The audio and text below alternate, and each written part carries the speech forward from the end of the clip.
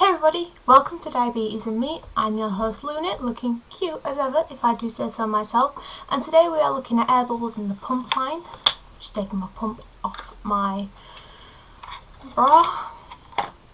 When you get air bubbles in the pump line it can be quite dangerous, and because this camera doesn't actually pick up the pump line, I have gone out and bought some thick tubing attached to, attached to a syringe, and what we're going to do is we are going to simulate air bubbles by using some red dye.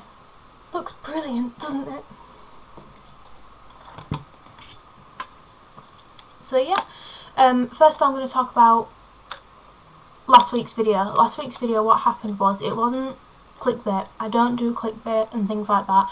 What it was meant to be more as a warning, so that I didn't get my video age restricted, because I'm trying to help everybody. It was more of a warning, not clickbait. I'm sorry if it felt like clickbait. The second thing I want to talk about is actual air bubbles in the line and what that can cause. What it means is, if there's an air bubble in the line, you're missing insulin through a gap. Champagne bubbles are not so bad, because your body can correct that. It's not a big deal. But if you get air bubbles that are a centimetre or longer, actually even half a centimetre can be quite dangerous, because you're missing quite a bit of insulin, and that will cause your blood sugars to rise, and if your blood sugars rise you have a risk of going DKA. Now, going DKA doesn't sound bad because it's just, oh, it's DKA, but it's highly dangerous, and my next video is going to be on DKA and things like that, so no worries, you're going to find out next week. So we can do the whole Batman, tune in next week to find out what DKA is. But hey, what I'm going to do is I'm going to start off by filling this. I'm going to change my camera angle and then go from there. Hi, so welcome back. As you can see, I have decided to put this on here, and hopefully it's going to do everything I need it to do. This address and stuff is just of a publisher. So that's an air bubble. These technically can be classed as champagne bubbles, but again, these still can be quite dangerous. These, I'm not sure if you can see them, I'm not sure if they'll show up, but if I bring it up closer, these teeny tiny bubbles are classed as champagne bubbles. They're fine. If you have them in a cluster like that, it's best to get rid of them, but if they're just on their own, they're fine. Now, what you would do to get rid of these is you would stop your pump,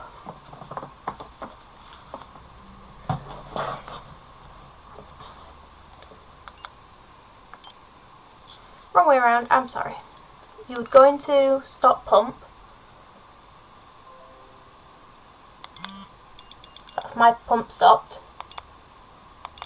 You'd go into infusion prime. Let me just disconnect it from my skin. Once you've stopped it, you'll go to infusion prime, push OK, hold it for 3 seconds, and you can hear it going, and then you would turn it on its side and tap it on your hand to release any air bubbles.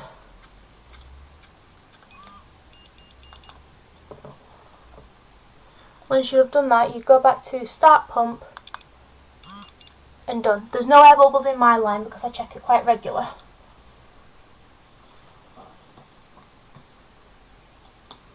But you'll get air bubbles like this, and I'm gonna simulate. Oh my god, the tube's just come out the bucket. As you're using your pump and you hear it making the noise, it will get rid of your bubbles.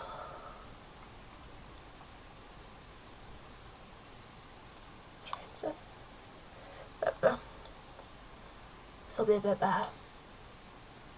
There you go. Got bubbles in. Once you've tapped it,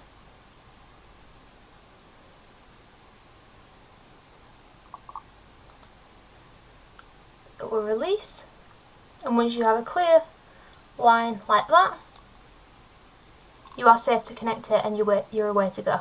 Welcome back to my face. So yeah, that's basically how you would do that, and once that's done and all checked, you can attach your pump back to yourself. That's if you've already infused and everything like that. This priming can be done at any point in time. It's not something that you can only do once. So if you see a bubble in your line, or you suspect there's a bubble in your line, stop your pump, prime it, get rid of the bubble, done.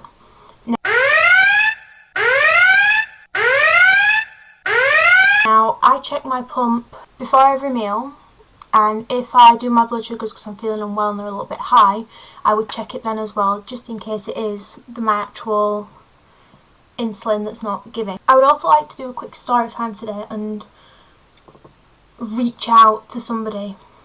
I think your name is Emma.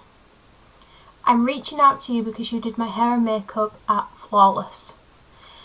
I want you to get in contact with me. The story that you told me was amazing and I want to tell that story, but I want you to tell it.